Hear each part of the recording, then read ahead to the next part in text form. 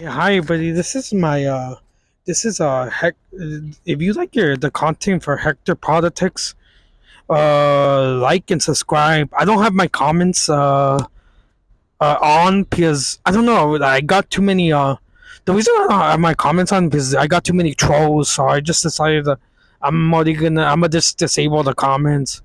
Yeah, but like and subscribe to Hector's News and Politics. Well, just Hector Politics now. I shorten it. Yeah, more updated news, breaking news, U.S. politics, and just U.S. news and world news. Thank you. Cheers. What's up, everybody? New stream. Just here, just relaxing. Just new stream. Let me see how I sound. I'm gonna just watch myself on YouTube because I don't know. Every time I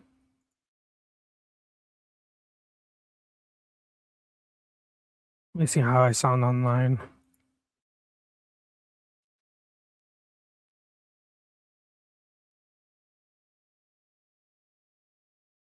No, I sound good. I sound good. I was just hearing myself back. Let's just watch some news. What news should I watch?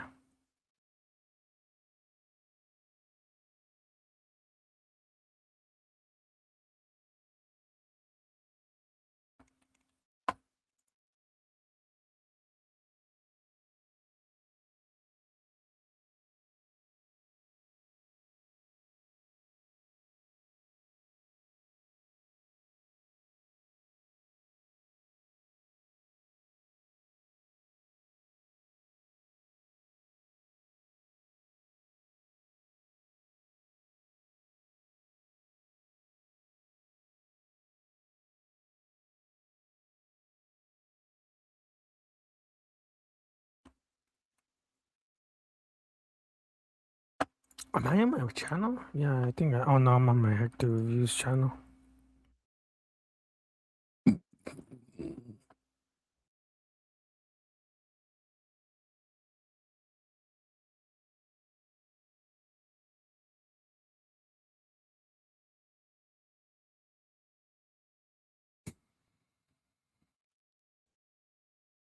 I don't know if I should talk about that mass shooting in Seattle. There was a mass shooting in Seattle, Washington, at a festival. Maybe I'll talk about it.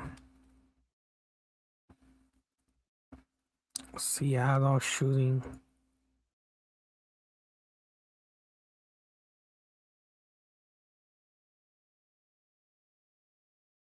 It was at the Seattle Food Festival. Three people.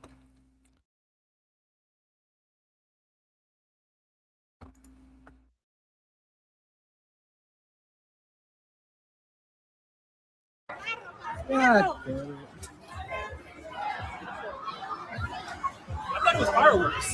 I heard about, I'd say, close to 12. Sounded a little bit like firecrackers at first.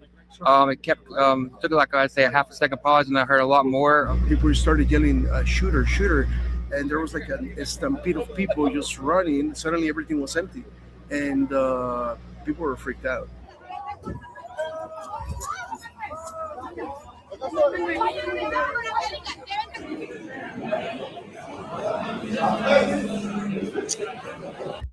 Yeah, it says three people passed away. 3 and 4 injured, including a toddler. This is sad, America. There's always a mass shooting.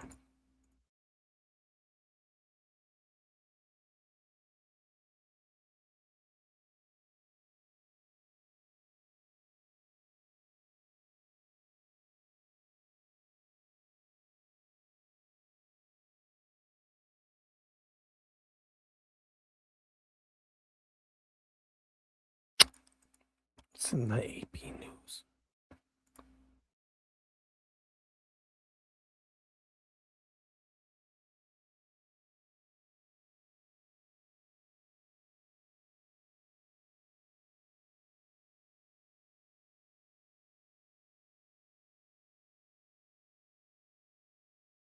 Let me see. Maybe I'll watch the MS now.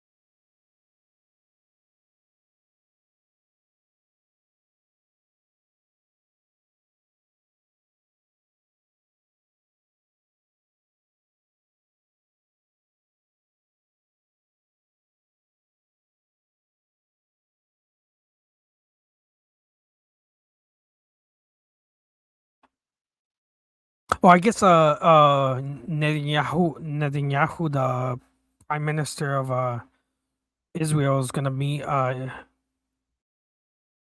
Trump. I'm gonna pull up the video right now. Just give me a second. Leaders in the midst of war head to the White House today for meetings with US President Donald Trump. Ukrainian President Volodymyr Zelensky will sit down with Trump to discuss efforts to end the war with Russia.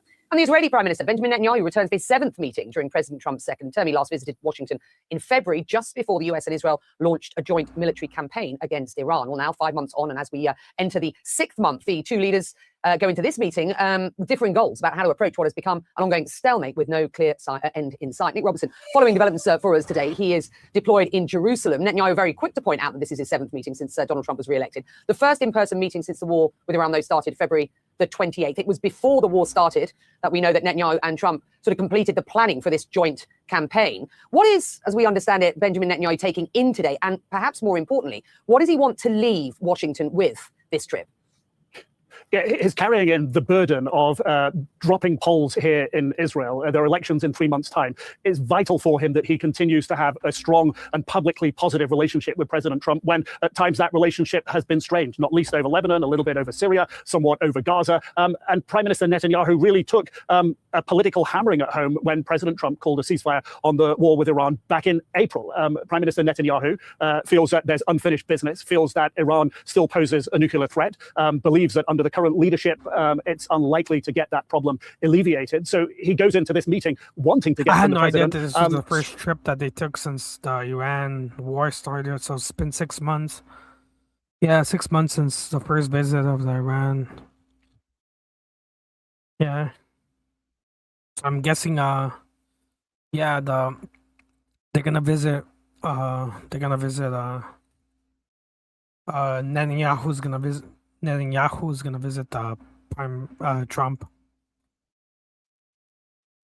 Strong commitments, undoubtedly, about the US continuing to press as hard and as aggressively as it has in the past about making sure that whatever nuclear deal the United States gets with Iran, it's robust, while witnessing at the same time President Trump in an absolute quandary about what to do about Iran's leverage over the Strait of Hormuz and how that weakens the US position. No easy options for the US president. So President Trump won't be looking to face a tough time from Prime Minister Netanyahu either. I mean, I think, when you listen to what President Trump says, how he describes, Prime Minister Netanyahu describes him as a great wartime prime minister. He seems to indicate that he wants to get away from a wartime, and perhaps this is no longer the era of Prime Minister Netanyahu, and that's not the image Netanyahu is going to want to come away with, and is also not going to want to get caught on the spot with President Trump, as so often visiting leaders do in the White House when the president is thrown a question about what about Prime Minister Netanyahu's displeasure with you selling or potentially going to sell F-35s to President Erdogan in Turkey. Just yesterday, President Trump said, no one tells me what to do. If that comes up, that's not going to reflect very well on the Prime Minister. So the other thing is going to want to take away is an untarnished version of a great and strong relationship with the US president.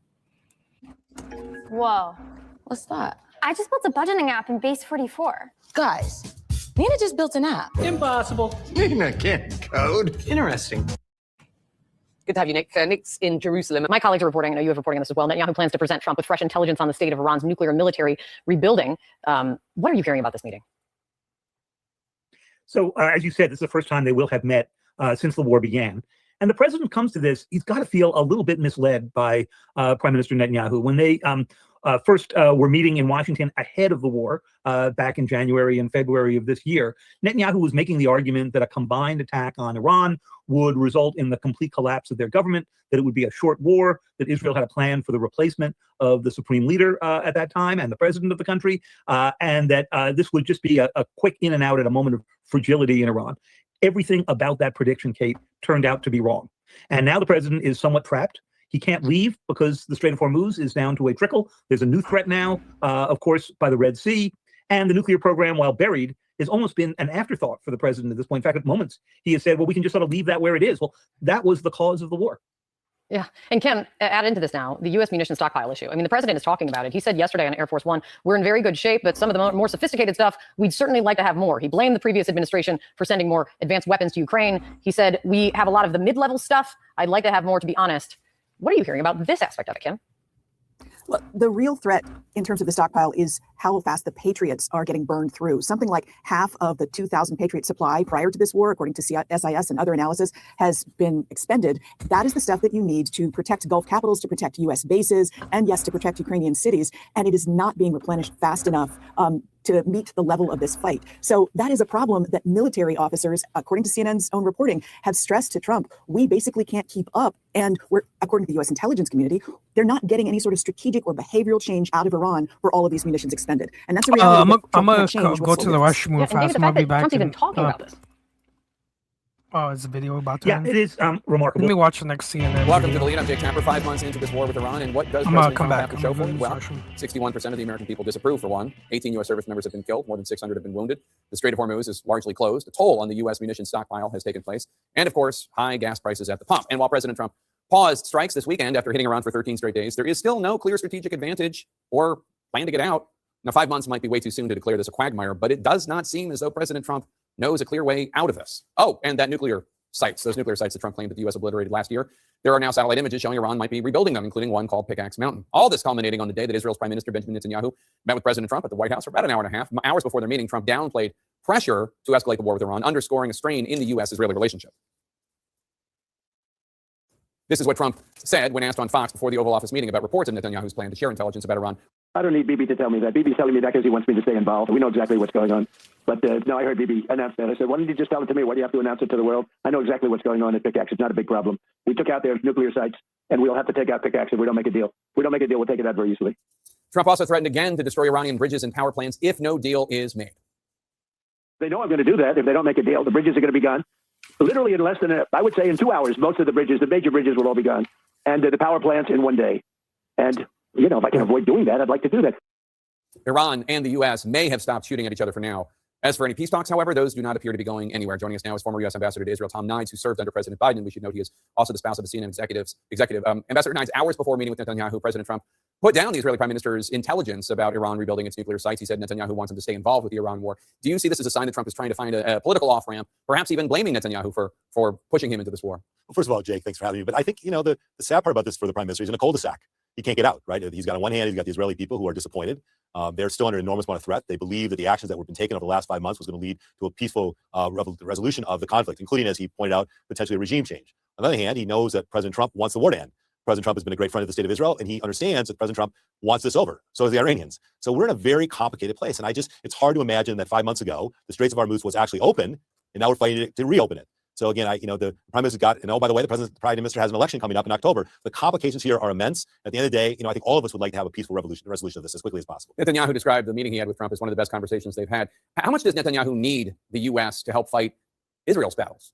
100%. I mean, we are the most important ally, the state of Israel. Obviously, the state of Israel has their own ability to defend themselves, and it's proven over and over again. But we are the most important ally to the state of Israel, which I am proud to be part of. But that said, at the end of the day, that comes with a price. And the price is obviously you're working with President Trump. And when President Trump is making decisions, for good or for bad or for right or for wrong, the Prime Minister is going to have to listen to those decisions. The war with Iran recently renewed fighting between Yemen's Tehran-backed Houthi rebels and Saudi Arabia. Shipping through the Bab al-Mandab Strait is now threatened, putting even more stress on the global economy. What are the risks if this truly becomes a whole new full-bore front to this U.S. war with Iran, except through proxies? Well, listen, Jake, I think none of us want to see that happen. Listen, I think at the end of the day, it reminds me, as I harken back, if a lot of people didn't like the JCPOA, the agreement that we in the Biden administration or the Obama administration were negotiating early on. But I bet you right now today, if the JCPOA was presented to Donald Trump as was written back then, I think everyone would be very pleased to sign it. And on the day of Lindsey Graham's funeral, listen, I had enormous respect for Senator Graham. I didn't agree with him on all things, but I had enormous respect. He was pushing. We were close to getting normalization with the Saudis and really creating a new paradigm in the region. Obviously, October 7th happened, and now we are where we are today. So a lot of decisions were made, and my hope is that this will, at some point, I think President Trump wants to find an exit ramp here, that we get the Straits of Hormuz done. We can go after the nuclear, the systems to get a diplomatic answer to what needs to be resolved here. I have to ask you about a crisis in Israel, or in the West Bank, rather, that is just...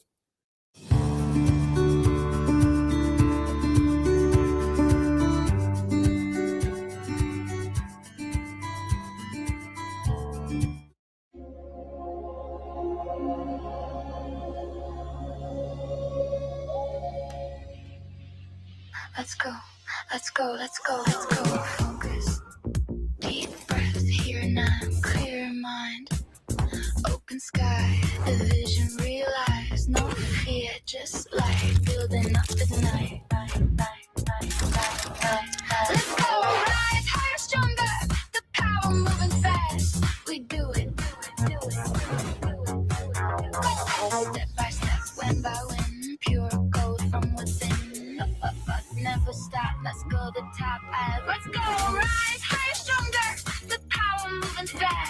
we do it. Pulse, pulse. Let's go, stay focused.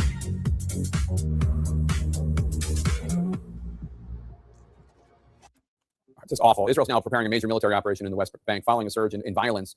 2 Israeli soldiers, 4 Palestinians were recently killed. There's settler violence against Palestinians. Yair Lapid, the Israeli opposition leader, former prime minister, he referred to it as Jewish terrorists. I asked him how he would handle it. Take a listen. I would send 300 police officers and 2 battalions of Borders Patrol and deal with it. First with of the all, settlers. With the settlers' violence. First of all, this is Jewish terror. This is a disgrace for Israel. And nobody understands why the government is not taking stronger measures. Nobody understands why the government is not taking stronger measures. It seems to me that it's because Smotrich and Ben Gvir are part of the Netanyahu cabinet. They are zealots. They are extremists, and Netanyahu wants to stay in power. Am I wrong? It makes me ill that this is happening. When I was ambassador, I was the person who basically sanctioned the settlers and made sure they would never get a visa to come to the United States. It is a sickening thing. We, those of us who support Israel, which I do, those of us who consider themselves as Zionists, which I do, it makes me sick to watch that happen. We need to stop it. The prime minister needs to stop it. Ben Gvir and Smotrich, hopefully that they won't be around post-October, because this kind of behavior, we don't have a point for this. This is, you can love Israel or disagree with Israel. This kind of behavior needs to stop, and we need to understand it does not make Israel safer. That's what I argue all the time. It does not make Israel safer, and it's not just the settler violence. It's many things that we're doing to the Palestinian people, including the economic issues that have been written extensively about. So listen, this is a very complicated situation in the Middle East, but certainly no one should stand around and think what's going on with settler violence is any way, the appropriate action being taken. Former U.S. Ambassador to Israel, Tom Knight, thank you so much for being here.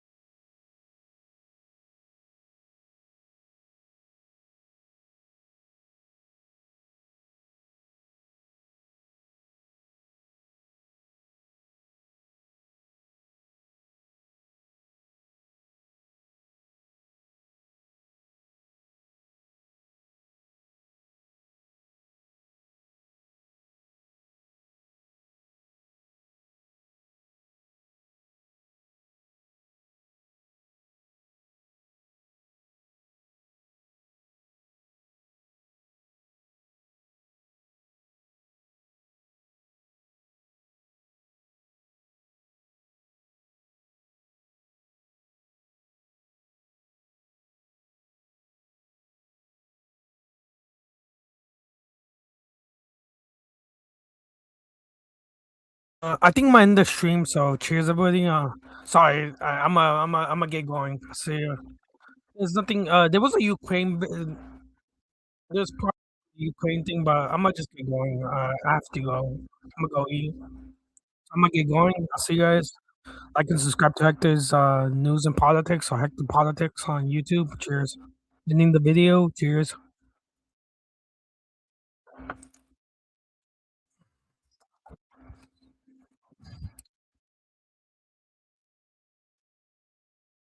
Hey, what?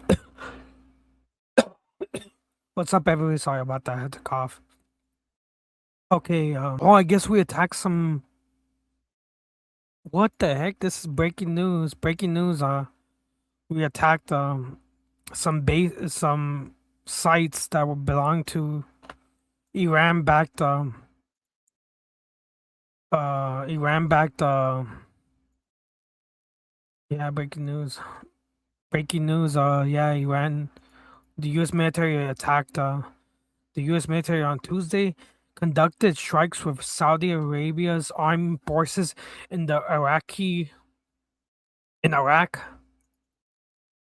aligned with Iran. U.S. Central Command and the Saudi Arabian Army Forces conducted a precise strike in Iraq July 28th against Iranian-aligned terrorists, the Islamic Revolution Guard Corps (IRGC), directed to attack the U.S. forces and Saudi energy infrastructure, the U.S. Command Center said in a statement. The attacks against U.S. forces were not successful, the U.S. military says. I guess we attacked some spots in Iraq. Let me see if anybody's done a video of it, because I just found out about this.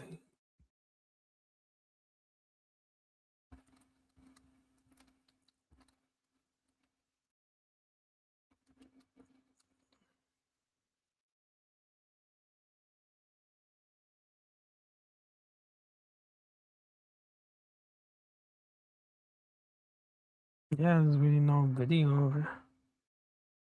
Kinda crazy. Let me see the news.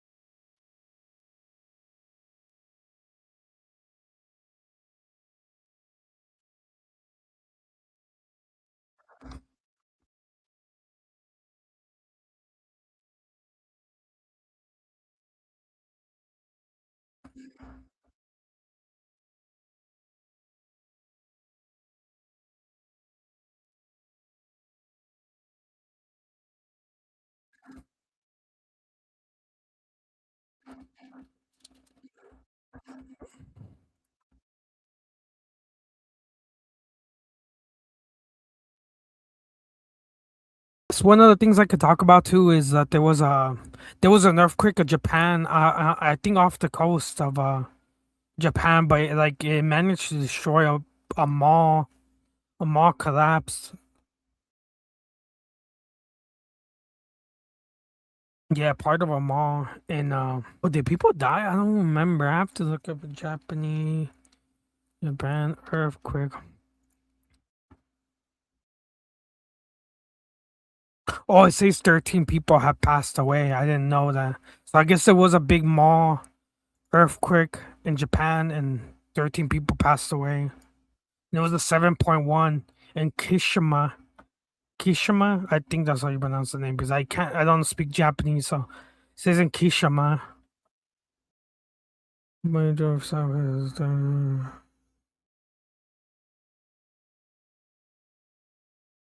Kishima in the hard hit Kumato Prefecture. Yeah, 13 people passed away at this mall.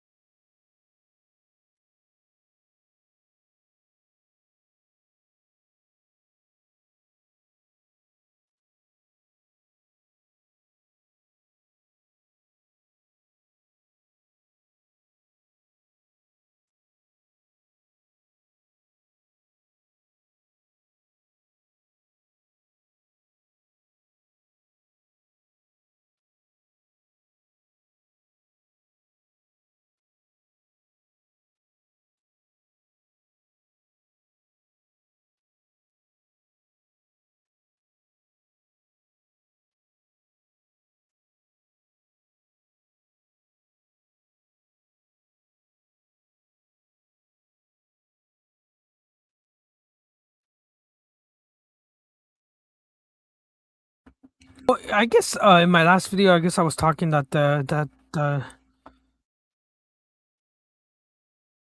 in terms of try to bridge the divide. And I think that's where we find ourselves here tonight. I think that characterization may very well be right in terms of Israel and Ukraine, which is very different than it was 6-8 months ago, a year ago, and certainly when this president started his second term.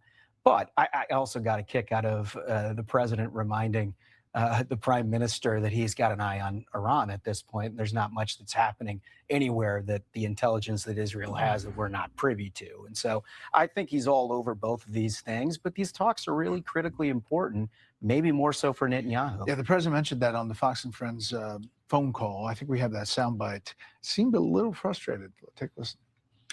Well, I don't need Bibi to tell me that. Bibi's telling me that because he wants me to stay involved. I heard Bibi announce that. I said, why don't you just tell it to me? Why do you have to announce it to the world? I know exactly what's going on at Pickaxe. It's not a big problem. We took out their nuclear sites, and we'll have to take out Pickaxe if we don't make a deal. That's one of the places that they're looking at as far as activity, nuclear activity potentially.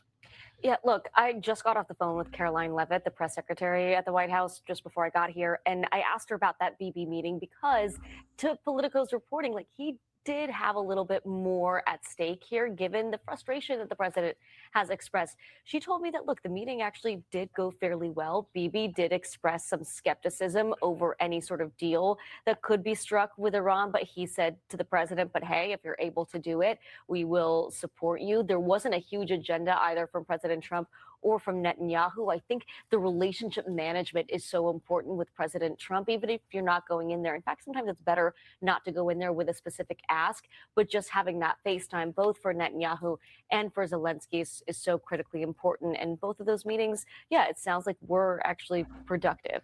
This happens, Juan, within the past hour. Iran fired ballistic missiles at U.S. bases in Jordan.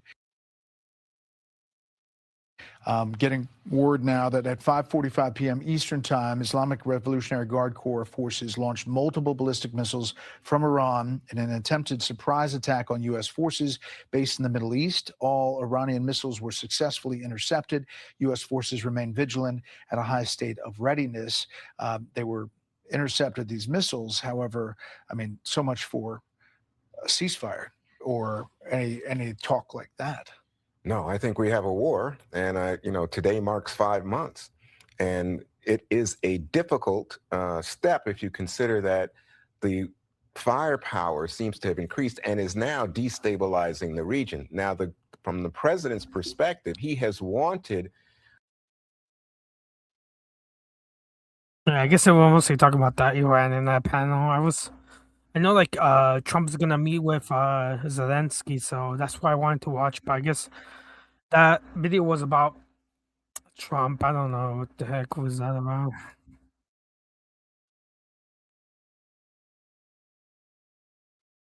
Okay, I think I'm gonna end the stream. Like and subscribe to Hector's News and Politics. I'm gonna end the video. Cheers.